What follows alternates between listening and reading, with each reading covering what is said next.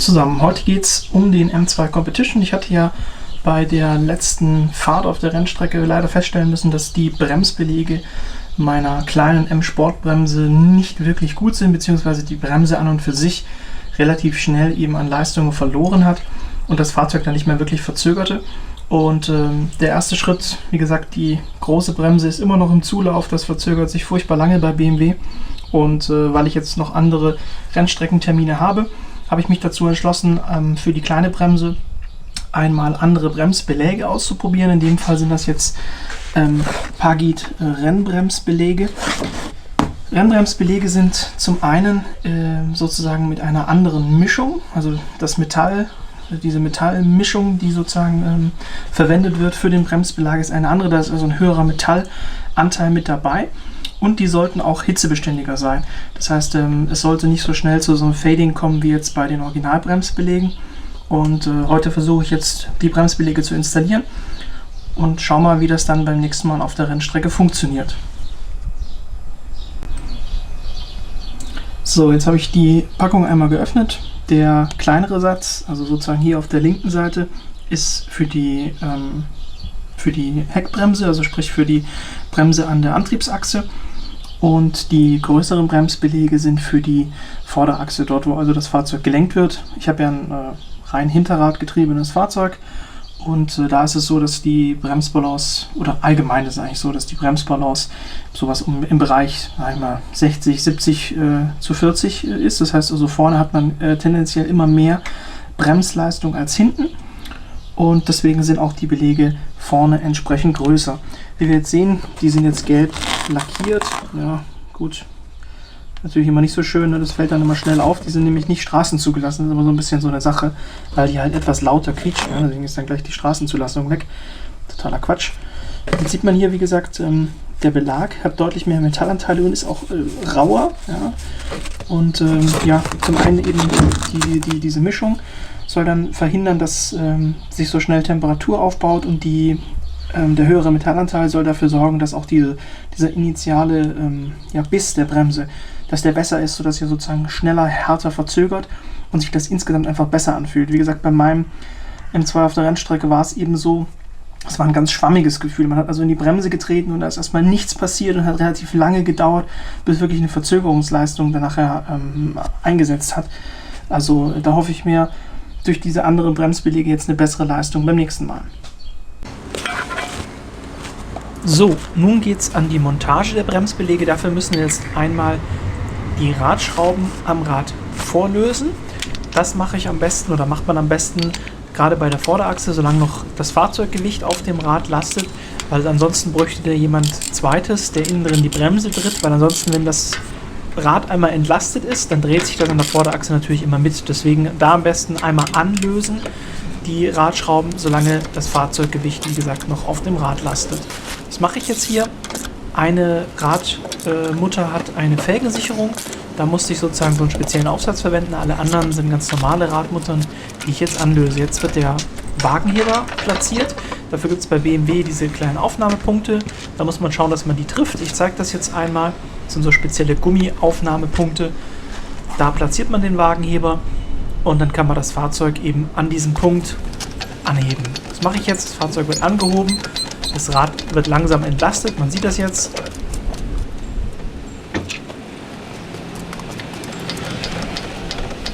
Und jetzt ist das Rad auch frei, hat also keinen Bodenkontakt mehr.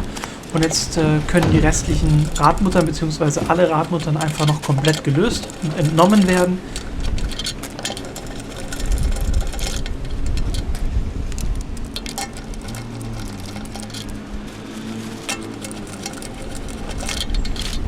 Genau, jetzt sind die Radmuttern alle weg. Und jetzt könnt ihr das Rad einfach abnehmen, am besten nach vorne wegziehen, sodass ihr nirgends anschlagt.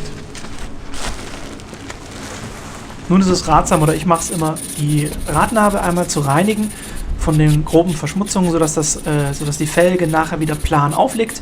Hier am besten eben auf der Gesamtfläche, auch den Rand in der Mitte um die Radnabe und auch innen ein bisschen an der Radnabe. Das mache ich rein aus optischen Gründen, braucht man eigentlich nicht, aber wie gesagt, außen der Rand und eben die Auflagefläche solltet ihr auf jeden Fall reinigen und natürlich auch die Auflagefläche an eurer Felge.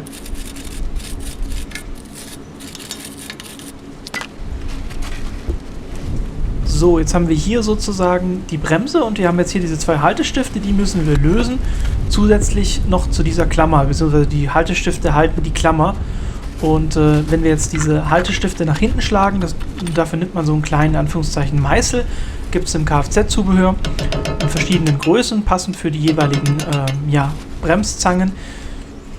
Den einfach, wie gesagt, diesen Stift mit dem Meißel nach hinten durchschlagen, so lange bis ihr den Stift hinten rausziehen könnt, gegebenenfalls einfach ein bisschen dran hin und her wackeln, solange bis der Stift kommt und dann die Klammer auch entnehmen. Gegebenenfalls, je nach Bremskonstruktion, müsst ihr erst beide Stifte entnehmen, bevor ihr die Klammer entnehmen könnt. Manchmal reicht schon ein Stift zu entnehmen und dann fliegt einem die Klammer entgegen. Ist immer unterschiedlich.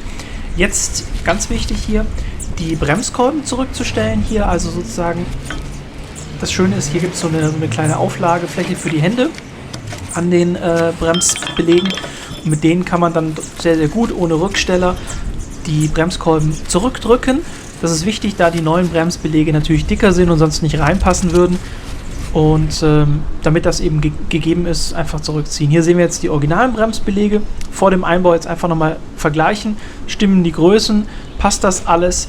Und wenn dem so ist, vielleicht auch einmal zur Kontrolle oben drüber legen, dass das auch wirklich alles passt. Und wenn das so ist, dann als verbauen. In dem Fall hat alles gepasst. Die passen einwandfrei auf dieses Fahrzeug.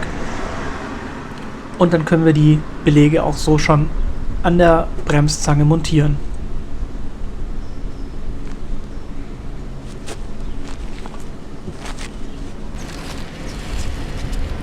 Jetzt einfach nur darauf achten, dass ihr den Bremsbelag richtig rum einsetzt.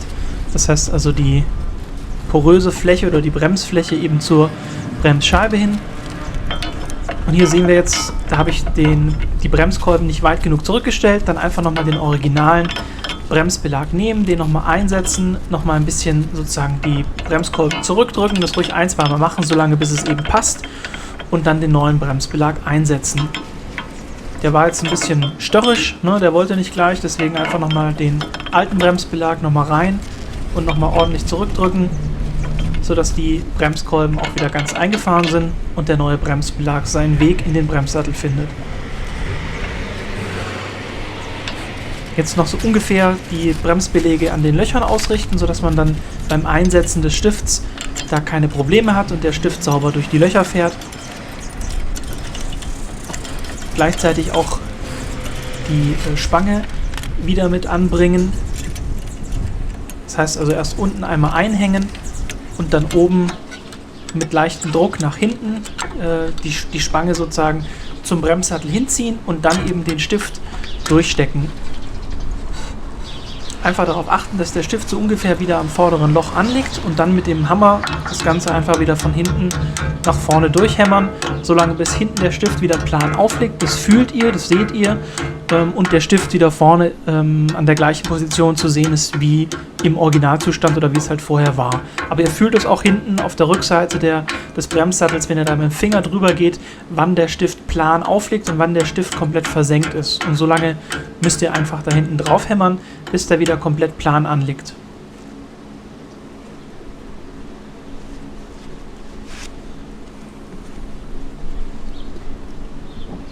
Genau, so sieht das jetzt aus. Stifte oben und unten sind wieder komplett drin. Diese kleine Bremsspange sitzt wieder über den Bremsbelägen und hält das alles in Position. So soll das sein. Vorne, wie gesagt, sieht man jetzt halt leider dieses Gelbe. Ich hoffe, das bremst sich mit der Zeit noch ab, damit das nicht so auffällig ist. Jetzt am Ende, bevor ihr das Rad wieder aufsetzt, wurde ja schon einmal grob gereinigt mit der Drahtbürste. Jetzt einfach nochmal mit Bremsen oder Allzweckreiniger die Auflagefläche wirklich Staub und Fett, Rost, wie auch immer frei machen, dass da keine kleinen Partikel mehr da sind und dass nachher alles wieder sehr gut Kontakt hat und plan aufliegt. Das war jetzt die Vorderachse, jetzt kommt die Hinterachse. Hier gibt es jetzt eine Spezialität. Das Fahrzeug hat Verschleißsensoren. Das heißt, hier an der Hinterachse ist jeweils immer über Kreuz ein Verschleißsensor an der Vorderachse, ein Verschleißsensor an der Hinterachse. Hier müssen wir jetzt später darauf achten, dass wir eben den Verschleißsensor nicht beschädigen beim Ausbau, sodass wir ihn wiederverwenden können, denn bei den Rennsportbremsbelägen war kein neuer Sensor dabei. Man kann diese Sensoren aber wiederverwenden, wenn man sie eben beim Ausbau nicht beschädigt und sie eben auch noch nicht, sage ich mal, in Verwendung waren, also noch nicht so weit die Bremsbeläge runtergebremst waren, dass der Sensor wirklich zum Tragen gekommen ist. Solange kann man den immer wieder verwenden, den Sensor.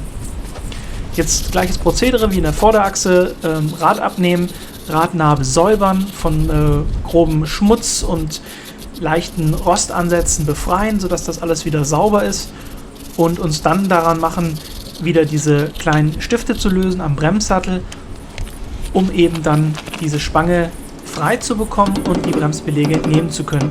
Ich hatte ja vorher erwähnt, je nachdem, manchmal hängt die Spange noch fest und manchmal kommt sie einem entgegen. Hier ist jetzt das Beispiel, diese Spange löst sich eben schon, sobald ein Stift komplett weg ist und dann fliegt uns das gleich entgegen. Das heißt, da einfach nicht erschrecken.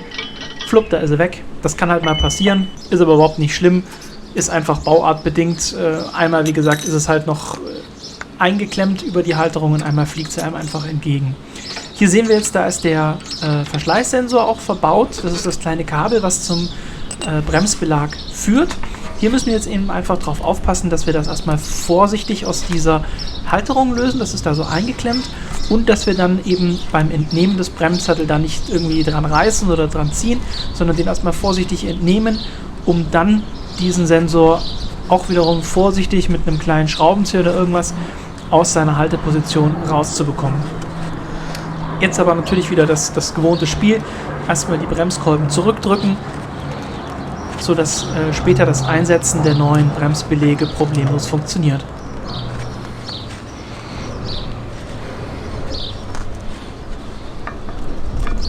Genau, hier jetzt wie gesagt vorsichtig den Bremsbelag entnehmen, sodass da kein Zug drauf kommt. Und hier nochmal das Schaubild vorne links und hinten rechts. Da sind jetzt beim BMW bzw. beim M2, ich weiß nicht, ob das für alle BMW gilt, aber das ist eben überkreuzt diese Sensoren angebracht. Und der sitzt da jetzt mit drin, der ist reingeklipst, da ist so eine kleine Aussparung und da ist dieser Sensor, der hat so eine Plastikhülle, ist da eingeklipst. Und wie gesagt, solange der nie wirklich an der Verschleißgrenze war, könnt ihr den immer wieder verwenden. Und jetzt einfach mit einem kleinen Schraubenzieher.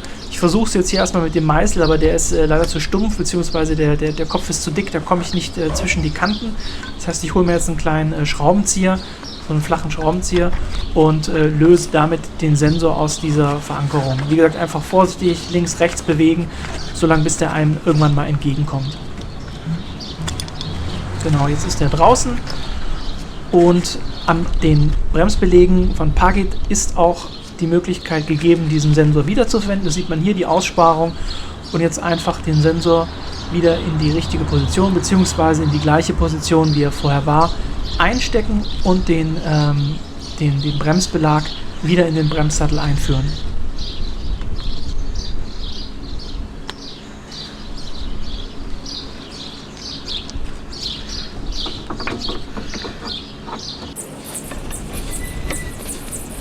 Hier jetzt auch wieder darauf achten, dass ihr das wieder schön in diese vorgefertigte Nut gebt, dass das wieder alles an seinem Platz ist, so wie es vorher auch war.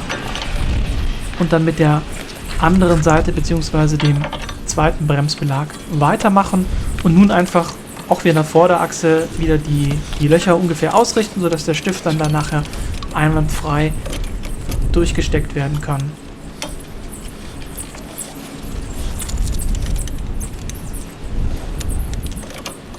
Falls ihr euch wundert, ich bin nicht Speedy Gonzales. An der einen oder anderen Stelle lasse ich das Video schneller laufen, damit das nicht so langweilig ist zum Zugucken. Wenn euch irgendwas speziell interessiert, könnt ihr es ja mehrfach abspielen, aber ich denke, das alles in der normalen Geschwindigkeit muss nicht sein, sonst geht da nur Zeit verloren. Es geht dann ums Prinzip. Jetzt auch wieder wie in der Vorderachse die Stifte so lange von hinten festklopfen, bis sie wieder in der originären Position sind. Man sieht das auch hier, die schauen wieder schön durch von vorne. So wie das sein soll, oben und unten wieder in ihrer Position. Die Spange ist wieder montiert. Alles so wie es sein soll. Das Kabel ist verlegt. Der Sensor ist montiert. So, jetzt nochmal die Rückseite. Hier seht ihr das also, wie gesagt, wenn diese Köpfe schön versenkt sind. So muss das sein.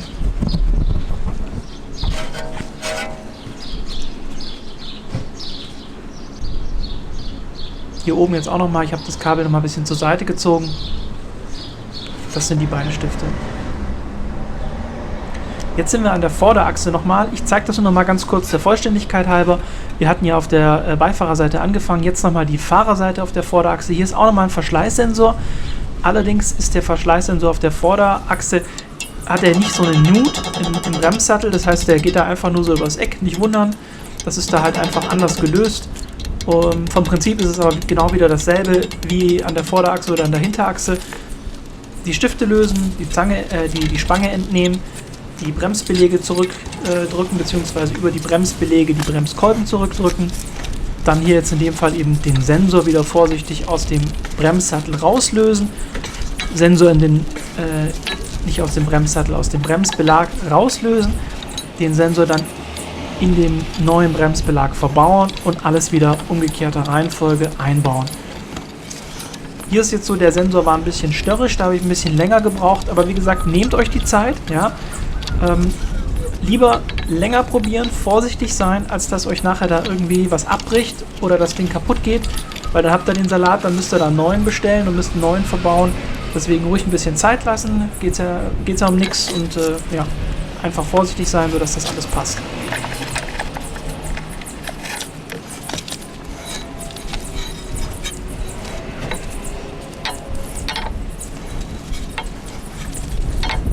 Vielleicht auch noch zu sagen ist, also ich habe jetzt bei den Bremsbelägen keine Kupferpaste oder sowas auf die Rückseite aufgetragen. Manchmal macht man das ja, oder ich habe das früher auch gemacht, um sozusagen zu verhindern, dass es quietscht. Jetzt sind das aber Rennsportbeläge, das heißt, die machen ohnehin deutlich mehr Geräusche. Da ist das irgendwie Quatsch, wenn ich da jetzt mit Kupferpaste anfange, deswegen habe ich das gelassen. Aber ihr seht ja schon, bei den Originalbelägen ist auf der Rückseite auch so eine Art, ja, Gelpad oder irgendwas, was so ein bisschen Reibung sozusagen aufnehmen soll oder Geräusche reduzieren. Aber wie gesagt, die Bremsbeläge, dadurch, dass es Rennsport-Bremsbeläge sind so viel lauter, da macht das keinen Sinn, mit Kupferpaste anzufangen. Da kann man nichts gewinnen oder kann man keine Geräuschreduktion erreichen. Deswegen habe ich es einfach weggelassen. Außerdem saugt man sich dann auch die Bremskolben nicht ein. Insofern, ja, erfüllt seinen Zweck und ist so, denke ich, die bessere Lösung.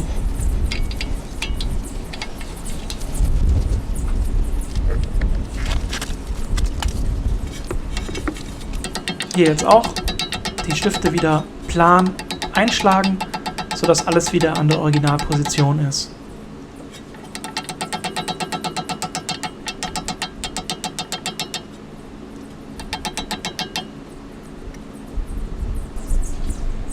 Hier auch nochmal kontrollieren dann danach, dass die Stifte wieder so zu sehen sind wie vorher, sowohl vorne als auch eben hinten. Hier nochmal auf der Rückseite, der Stift liegt wieder plan an, so wie es sein soll. Darauf achten und dann kann es direkt weitergehen. Wichtig ist noch zu sagen, bevor ihr das erste Mal losfahrt, auf jeden Fall die Bremse ein paar Mal durchpumpen, damit die Beläge wieder anliegen, weil ihr habt die Kolben jetzt zurückgestellt. Nicht vergessen. So, jetzt sind die Bremsbeläge ja gewechselt und jetzt hätte ich gesagt, jetzt schauen wir uns mal an, was so ein Rennbremsbelag anders macht im Vergleich zu einem Serienbremsbelag. Nehmen wir jetzt hier einfach mal so ein, das ist von der Vorderachse, da kann man das schöner sehen, weil es größer ist. Das ist jetzt also sozusagen der Bremsbelag oder das Bremspad von der Vorderachse. Und wir sehen jetzt hier schon an der Seite, haben wir gar nicht die volle Auflagefläche, also nicht die volle Materialgröße, sondern hier ist es leicht angeschrägt. Das macht der Hersteller einmal zur Geräuschreduktion. Dadurch, dass hier wir eine schräge Kante haben oder eine Anschrägung, bleibt hier weniger Bremsstaub hängen und dadurch gibt es weniger Geräusche. Problem ist aber natürlich, oder beziehungsweise Nachteil an der Geschichte ist natürlich, dass wir dieses Stückchen hier, sowohl auf der linken als auch auf der rechten Seite und das an der linken und der rechten Bremsbacke, an Auflagefläche verlieren. Das heißt also, wir haben weniger Material, wo aktiv gebremst werden kann. Außerdem haben wir weniger Material, wo Hitze übertragen werden kann. Und das ist einer der großen Unterschiede zu so einem Rennsportbremsbelag. Der Rennsportbremsbelag hat nicht diese angeschrägte Kante, deswegen ist er auch ein bisschen lauter, deswegen quietscht er. Aber er hat dadurch mehr Material, mehr Auflagefläche, mehr Bremsleistung und natürlich mehr Möglichkeit, Hitze abzuführen oder zu übertragen. Das ist also sozusagen unter anderem ein Grund zusätzlich zu der Mischung und dem höheren Metallanteil eines Rennsportbremsbelags, warum der besser funktioniert als jetzt so ein Serienbremsbelag. So, das war jetzt das Video zum Einbau der Pagid Rennsport Bremsbeläge. Ich hoffe, es hat euch gefallen. Ich hoffe, es war hilfreich. Bis zum nächsten Mal. Ciao.